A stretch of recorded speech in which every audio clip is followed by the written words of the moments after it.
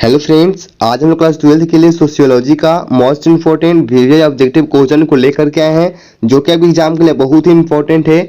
और इस बार मेरा टारगेट है कि आप सभी इस बार एग्जाम में 400 प्लस नंबर को पार करें, इतना हम लोग टारगेट है। और इस वीडियो में जितने ऑब्जेक्टिव क्वेश्चन है वो सभी क्वेश्चन आपके एग्जाम को देखते हुए बनाए गए हैं और वो आप सभी के एग्जाम के लिए बहुत ही इंपॉर्टेंट है। और आज का पहला क्वेश्चन है, नई राष्ट्रीय जनसंख्या नीति कब घोषित की गई थी। बहुत इंपॉर्टेंट क्वेश्चन है। अगर आप लोग को किसी भी क्वेश्चन का आंसर पता होता है तो अपने कमेंट बॉक्स में जाए और वहां पे अपने आंसर को देते हुए चलेंगे। नई राष्ट्रीय जनसंख्या नीति कब घोषित की गई थी, बहुत इंपॉर्टेंट क्वेश्चन है। इसका सही आंसर हो जाएगा आप लोग का ऑप्शन बी। ऑप्शन बी है 2000 ईस्वी में, यानी कि नई राष्ट्रीय जनसंख्या नीति जो है 2000 में घोषित की गई थी। चलिए 2 नंबर क्वेश्चन है, समुदाय का सर्व महत्वपूर्ण लक्षण निम्नलिखित में से क्या है। समुदाय का सर्व महत्वपूर्ण लक्षण जो है निम्नलिखित में से क्या है। इसका सही आंसर आप लोगों का ऑप्शन बी है। ऑप्शन बी है समान भूभाग, यानी कि समुदाय का सर्व महत्वपूर्ण लक्षण जो होता है वह समान भूभाग ही है। चलिए 3 नंबर क्वेश्चन है, जनसंख्या सूची स्तंभ किससे जुड़ा है।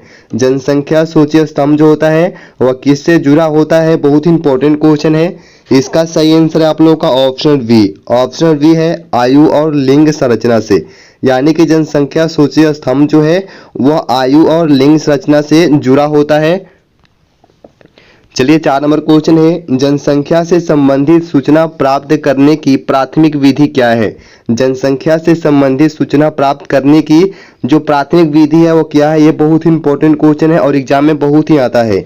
इसका सही आंसर आप लोगों का ऑप्शन वाली है सेंसस, यानी कि सेंसस जो है यह जनसंख्या से संबंधित सूचना प्राप्त करने की एक प्राथमिक विधि है।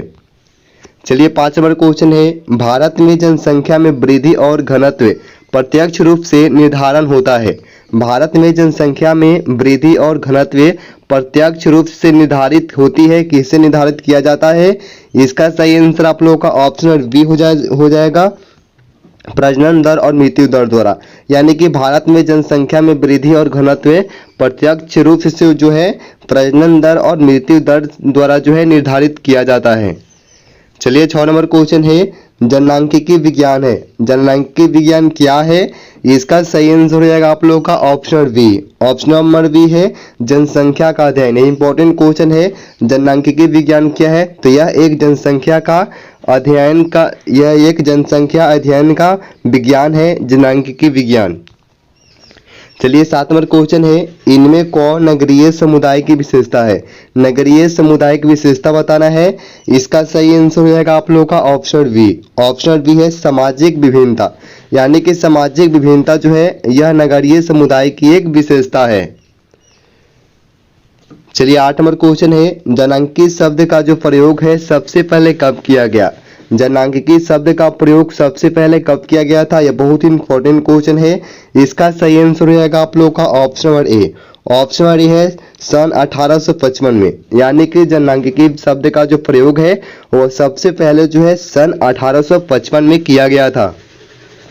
चलिए नंबर क्वेश्चन है, उदारीकरण भूमंडलीकरण का किस प्रकार का तत्व है। उदारीकरण जो है भूमंडलीकरण का किस प्रकार का तत्व है, ये भी इंपॉर्टेंट क्वेश्चन है आप लोगों के लिए। इसका सही आंसर हो जाएगा आप लोगों का ऑप्शन बी। ऑप्शन बी है आर्थिक, यानी कि उदारीकरण जो है वह भूमंडलीकरण का आर्थिक तत्व है। चलिए 10 नंबर क्वेश्चन है, भारत में अनियंत्रित जनसंख्या वृद्धि के लिए उत्तरदायी कारक है। यह बहुत इंपॉर्टेंट क्वेश्चन है और जनसंख्या वृद्धि से जो है एग्जाम में बहुत ही ऑब्जेक्टिव क्वेश्चन पूछे जाते हैं। भारत में अनियंत्रित जनसंख्या वृद्धि के लिए उत्तरदायी कारक जो है वह क्या है। इसका सही आंसर हो जाएगा आप लोगों का option number A. Option number है बाल विवाह, यानी कि बाल विवाह जो है यह भारत में अनियंत्रित जनसंख्या वृद्धि के लिए उत्तरदायी कारक है।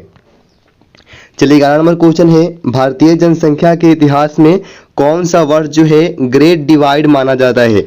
ग्रेट डिवाइड जो है कौन सा वर्ष माना जाता है भारतीय जनसंख्या के इतिहास में।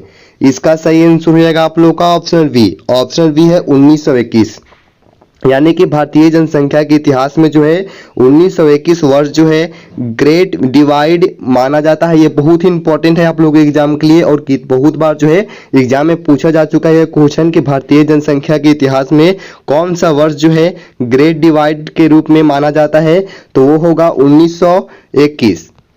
चलिए 12 नंबर क्वेश्चन है, निम्नलिखित में कौन यह विश्वास करता है, निम्नलिखित में कौन जो है यह विश्वास करता है कि जनसंख्या वृद्धि होती है। ऐसा कौन विश्वास करता है कि जनसंख्या वृद्धि होती है, ऐसा कौन कहता है। इसका सही आंसर हो जाएगा ऑप्शन सी। ऑप्शन सी है फ्रैंकफर्टर। फ्रैंकफर्टर कहते हैं, फ्रैंकफर्टर का विश्वास करते हैं, यह विश्वास करता है कि जनसंख्या जो है यह वृद्धि होती है। चलिए 13 नंबर क्वेश्चन है, विवेकपूर्ण जनसंख्या नीति के आवश्यक तत्व क्या है। विवेकपूर्ण जनसंख्या नीति के जो आवश्यक तत्व हैं वह कौन कौन से हैं। इसका सही आंसर हो जाएगा ऑप्शन डी। ऑप्शन डी है उपयुक्त सभी, यानी कि आप लोगों का ऑप्शन डी हो जाएगा परिवार नियोजन कार्यक्रम का प्रचार और प्रसार। ऑप्शन बी है सामाजिक वातावरण में परिवर्तन और ऑप्शन सी है प्रवासी प्रवृत्ति को प्रोत्साहन। ये तीनों जो हैं विवेकपूर्ण जनसंख्या नीति के आवश्यक तत्व हैं। चलिए 14 नंबर क्वेश्चन है, भारत के लोग मुख्य रूप से आश्रित है। ये बहुत इंपॉर्टेंट क्वेश्चन है। भारत के लोग हैं जो मुख्य रूप से किस पे आश्रित होते हैं। अगर आप लोग को इसका आंसर पता होता है तो अपने जाएं और कमेंट बॉक्स में इसका आंसर दे दें। भारत के लोग मुख्य रूप से किस पे आश्रित होते हैं। इसका सही आंसर हो जाएगा ऑप्शन बी। ऑप्शन बी है कृषि पर, यानी कि भारत के लोग जो है मुख्य रूप से कृषि पे आश्रित हैं। चलिए 15 नंबर क्वेश्चन है, निम्नलिखित में से कौन भारतीय समाज की विशेषता है, यानी कि भारतीय समाज की जो विशेषता है वह कौन है। इसका सही आंसर हो जाएगा ऑप्शन डी। ऑप्शन डी है इनमें से सभी, यानी कि ऑप्शन डी है अनेकता में एकता। ऑप्शन बी है संस्कारों द्वारा समाजीकरण और ऑप्शन सी है पुरुषार्थ। ये तीनों जो हैं ये भारतीय समाज की विशेषता है। चलिए 16 नंबर क्वेश्चन है, बहुत ही इंपॉर्टेंट क्वेश्चन है, सोसाइटी नामक पुस्तक रचयिता कौन है। सोसाइटी नामक पुस्तक के जो रचयिता है वो कौन है, यह आपके एग्जाम के लिए बहुत ही इंपॉर्टेंट क्वेश्चन है। इसका सही आंसर हो जाएगा आप लोगों का ऑप्शन ए। ऑप्शन ए है MacIver and page. MacIver and page जो है यह आपके सोसाइटी नामक पुस्तक के हैं रचयिता। चलिए 17 नंबर क्वेश्चन है, उदारीकरण से क्या अर्थ निकलता है। उदारीकरण से जो है क्या अर्थ निकलता है। इसका सही आंसर हो जाएगा आप लोगों का option D. Option number D है मुक्त बाजार व्यवस्था, यानी कि उदारीकरण से जो अर्थ निकलता है वह मुक्त बाजार व्यवस्था यह अर्थ निकलता है। चलिए 18 नंबर क्वेश्चन है, सन 2001 की जनगणना के अनुसार जो है भारत की ग्रामीण जनसंख्या है लगभग कितनी थी। सन 2001 की जनगणना के अनुसार देखा जाए तो भारत की ग्रामीण जनसंख्या थी लगभग कितना प्रतिशत थी। इसका सही आंसर हो जाएगा आप लोगों का ऑप्शन सी। ऑप्शन सी है 72%, यानी कि सन 2001 की जनगणना के अनुसार जो है भारत की ग्रामीण जनसंख्या है लगभग 72% थी। चलिए 19 नंबर क्वेश्चन है, भारतीय राष्ट्रीय कांग्रेस की स्थापना कब हुई। बहुत इंपॉर्टेंट क्वेश्चन है, भारतीय राष्ट्रीय कांग्रेस की जो स्थापना है वह कब हुई थी। इसका सही आंसर हो जाएगा आप लोगों का ऑप्शन ए। ऑप्शन डी है दिसंबर 1885 में, यानी कि दिसंबर 1885 में जो है भारतीय राष्ट्रीय कांग्रेस की स्थापना हुई थी। चलिए 20 नंबर क्वेश्चन है और यह भी बहुत इंपॉर्टेंट क्वेश्चन है, the population of India and Pakistan. The population of India and Pakistan नामक पुस्तक के लेखक जो है कौन है।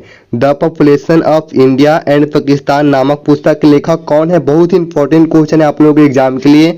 इसका सही आंसर हो जाएगा ऑप्शन ए डेविस। डेविस जो है the population of India and Pakistan नामक पुस्तक के जो है ये लेखक हैं। और ये आप लोगों का आज का लास्ट क्वेश्चन था। अगर आप लोग चैनल में हैं तो चैनल को सब्सक्राइब कर लेंगे, वीडियो को लाइक करेंगे, दोस्तों के साथ शेयर करेंगे जितना हो सकता है। और वीडियो से रिलेटेड कोई भी क्वेश्चन डाउट होता है आपको तो आप लोग कमेंट बॉक्स में जाकर के पूछ सकते हैं। मिलते हैं अगले वीडियो में, धन्यवाद।